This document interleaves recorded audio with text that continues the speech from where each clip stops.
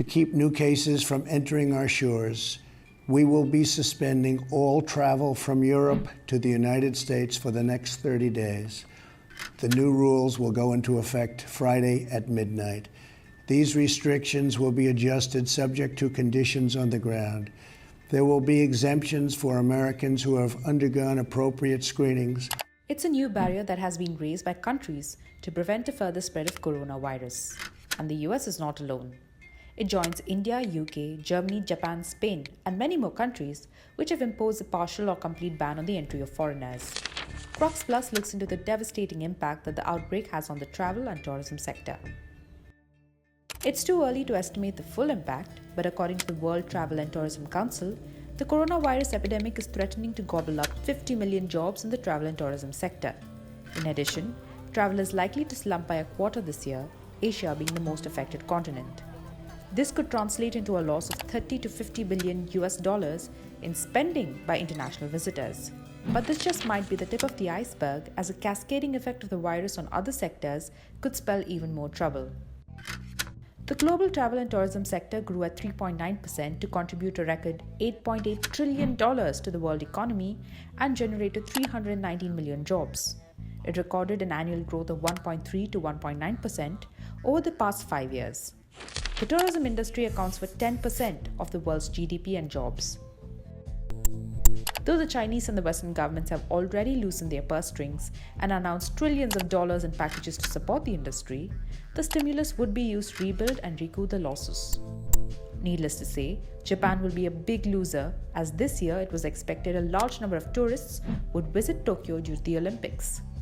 Outbound tourists from China are likely to see a steep fall, as the country would take time to recover from the battering. Other European destinations like Italy, Germany, France, and Spain too will feel the effect.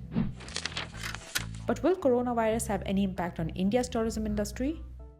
The Modi government has already suspended all tourist visas till April 15th as a precautionary measure. India, which hosts around 10 million foreign tourists a year, could incur a $3 billion loss this year.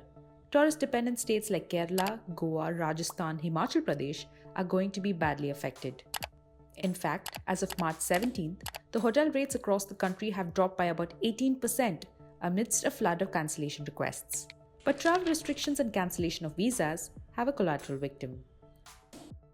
In the wake of the crisis, global airline industry lobby group, International Air Transport Association, suggested that governments across the world roll out relief measures for airlines. It estimates a $113 billion loss of revenue worldwide. Even the airline manufacturers are feeling the pinch of coronavirus. Airbus has over 20 A321 jets parked at its Hamburg facilities. The situation is especially bad for Boeing, as the global health crisis will hamper the smooth return of the Boeing 737 MAX. The Indian aviation industry, which was already in a bad shape, will be hit hard despite a fall in aviation fuel prices. Indigo CEO Rona Joy Datta announced a pay cut for all employees with a 25% cut in his own salary. Air India too had to suspend a number of international flights. This comes at a time when the national carrier has a huge debt and the government is looking to hive it off.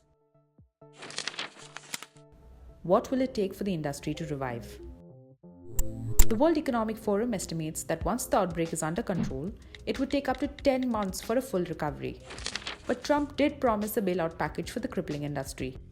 The airlines would be number one. You look at what's going on. They go from having the best year they've ever had to having no passengers because of what we've had to do in order to win this war. It's a war.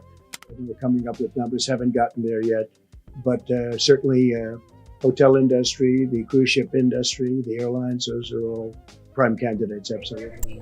Back home, the Travel Agents Association of India has demanded a complete GST holiday for the tourism, travel and hospitality industry for the next 12 months. Right now, the only priority is to contain the virus and prevent any further spread.